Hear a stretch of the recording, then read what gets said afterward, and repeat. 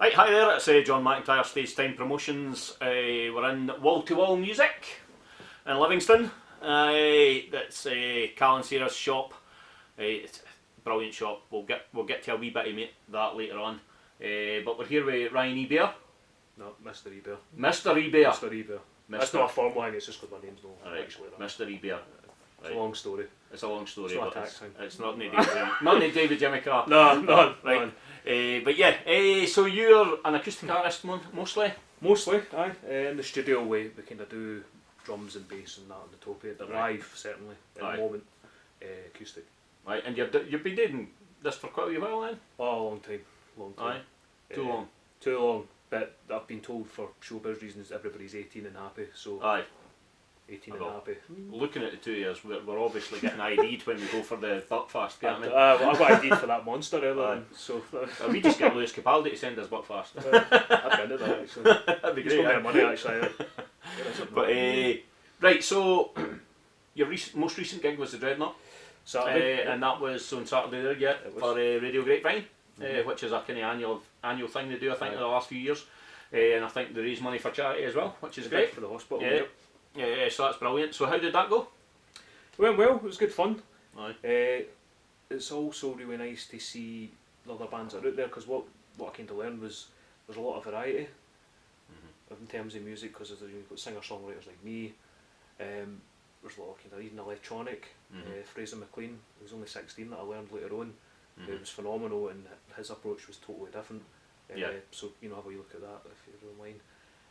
There's another band, The Roove, who came all the way from Lothiansinger, 4-hour journey for them, and then 4 hours back, who were doing kind of like chic funk type stuff, and again that was just phenomenal. So all credit to Ross and Co of Radio Grapevine for getting such a great lineup. Aye, and I was very lucky to be part of it. Aye, it's brilliant, and plus obviously it kind of showcases as well the amount of local talent there is. Absolutely. At grassroots levels, even in small places like West Lothian. In fact, West Lothian's kind of buzzing with it, really. I think even more so than a lot of places in Scotland, to be honest. We've got a lot of good talent here, and then we've got yourself. Pretty accurate, Watch me ride those coattails. You've got your EP out as well. And responsibly. You can go to HMV for that. What was it called again? Please listen responsibly. Please listen responsibly. Aye, that's the Livingston HMV, they've got that. Excellent. Limited physical CD run, and if you're online, it's on Spotify and dayz and all these places as well. Brilliant, aye. And so what's your social media things for them now that you've mentioned Spotify and that? What about like Facebook and Instagram and stuff like that? Do you use these things? I do, aye, I'm on them. I'm kind of reluctantly on them because by nature I'm not the most social. Which I probably shouldn't say in an interview, but I'm a wee bit skittish, despite what this might suggest. So all of them are at Mr. Ebear Music, they're all the same. So nice and consistent. Aye, good. And so as far as other gigs you've got coming up, what type of things? You're doing something with Purple Orange? I'm waiting to find out what day. They've got a tentative party in the Palace, so I'll be doing either the Saturday or Sunday there. They also have a kind of warm-up night before that as well. I've been in talks with them about singing the Bing, Pumford, which is getting bigger as well every year. Still waiting on that to be confirmed, so... shameless plug. We've plugged that, so I think they should add you to the list. Hopefully. Definitely. Hopefully. Hi guys. At the moment, I think the other one was Midnight Breakfast Club. I'd kind of messaged them a few times, hopefully get something sorted. So I'm trying to get at least one a month, somewhere or other. So January good, February good, so 10 to go. Well, that's what it's about, isn't it? It's about getting your name out there, and part of the reason why I do this as well is to help kind of local talent get seen a wee bit more by my small following, which I'm happy for that to increase. It should. But yeah, it's I think what we want to highlight as well is there's a lot of raw talent out there that can just like we've done today, spur of the moment, sit down, play a few tracks, and get them out there.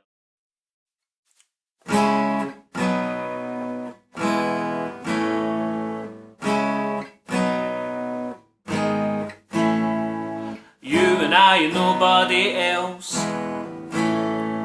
feeling feelings I've never felt. Oh, the way you got me under your spell. but don't you keep it all to yourself. So take it, feeling for the first time, I am not faking. Fingers on my buttons and now you're playing.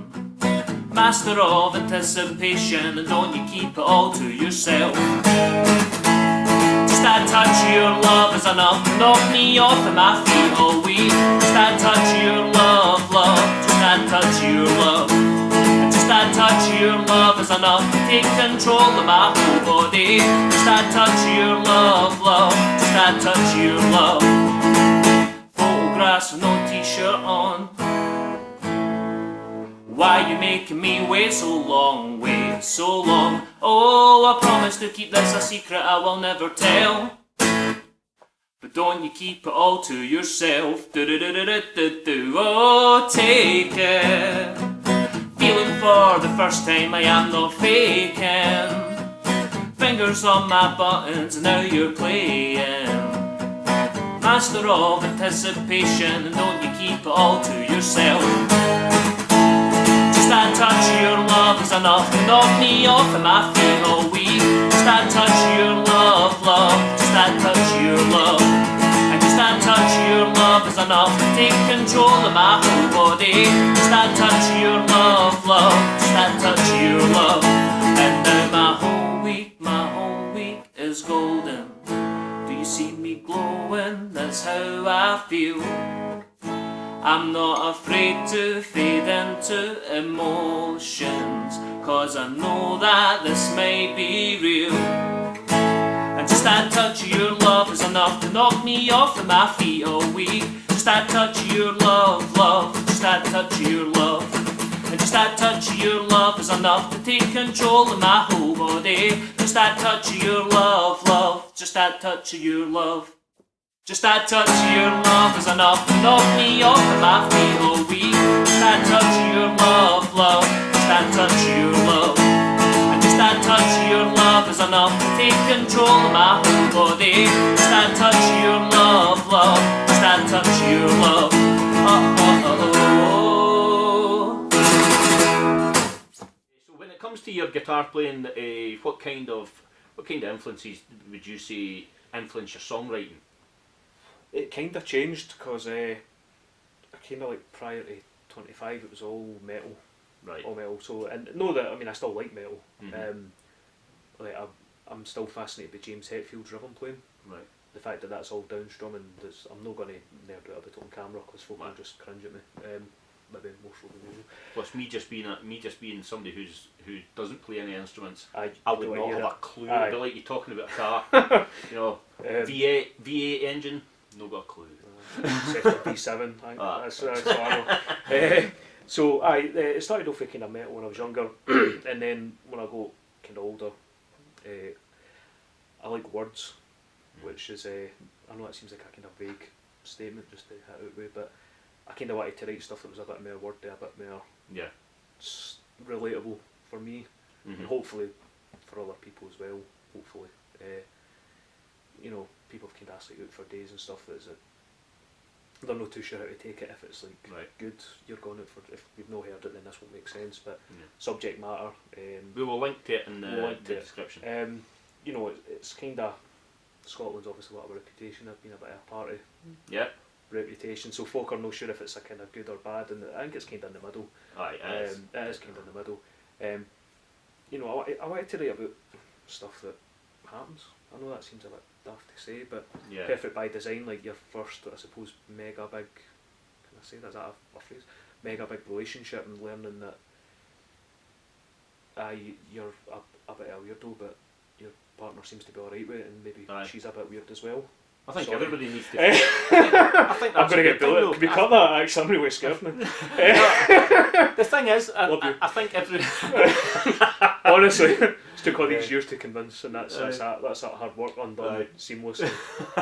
But I think that just when you talk about that, that's exactly what you want, though. You want somebody that accepts you for all your weirdness. Aye. You know, and you accept them for their weirdness, because everybody has a sense. Everybody has enough weirdness in them. I mean, not everybody shows it, but you know, I try my some best. of us do. You know, you've all that shirt says to me is you've been a Coronation Street for fan for a long time, and Well, Bet Lynch is just one of your favourites. Big influence, big influence. I mean, timeless British hero. It is, yeah. Aye, So when it comes to your singing as well, you're another artist which is very popular, certainly in Scotland, to be singing with your accent. And is that something you do consciously, or is it just natural to you? I tried not to for years, and it hurt my throat. Like Jane, I don't know what, because I'm not properly trained as such for singing. So I thought, right, I can't keep singing with this kind of, I don't know what you call it, like fake American radio. Yeah. You know the kind of accent I mean. So I thought, right, something needs to happen. Once I was kind of out of bands for a while, I kind of never done music for a bit. Started doing it again, and when I was doing it with my own accent, not faking it as well.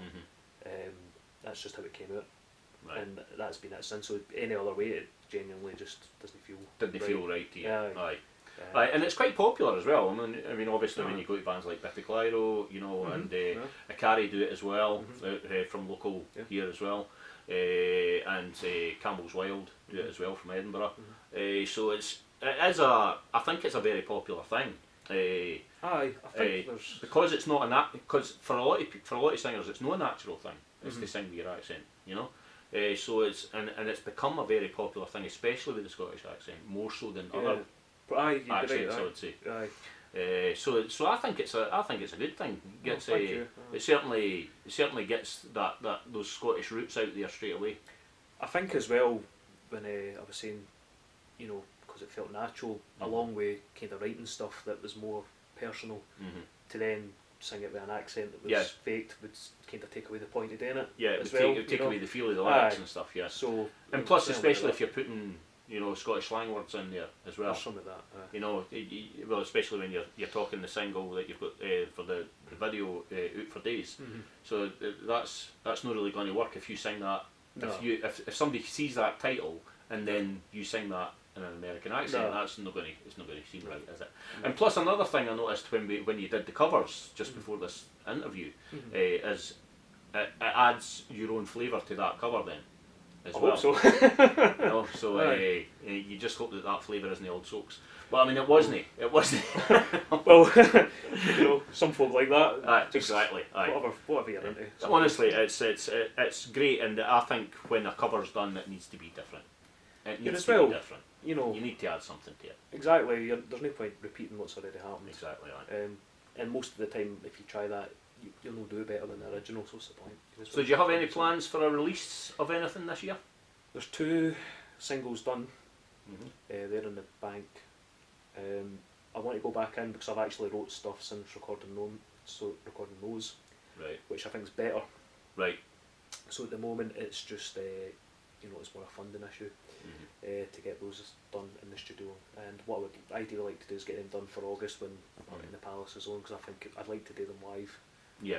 So even though they've been written yet, there's a big kind of vault of stuff that's kind of because it's been on the go for years now. So you want to space it out as well, and plus when it comes to funding and stuff like that, I think in this digital age it's a great thing as well to have things like GoFundMe and pledge this and Kickstarter and all these type of things, which are great for artists because it means like the people that enjoy their music can then get directly involved.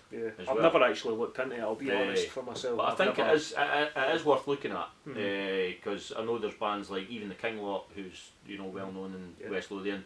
Their second album was funded that way through a Kickstarter, and it was great. It was a great thing because, as I say, as a fan, you feel like you're kind of involved with the artist then.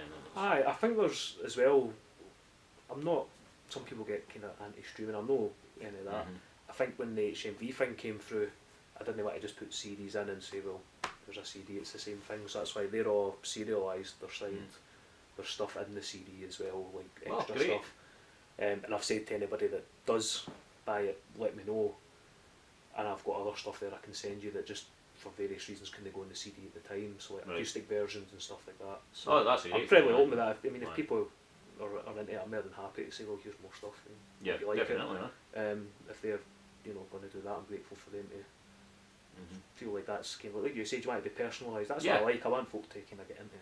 I think having that connection with your audience and your fan base very important these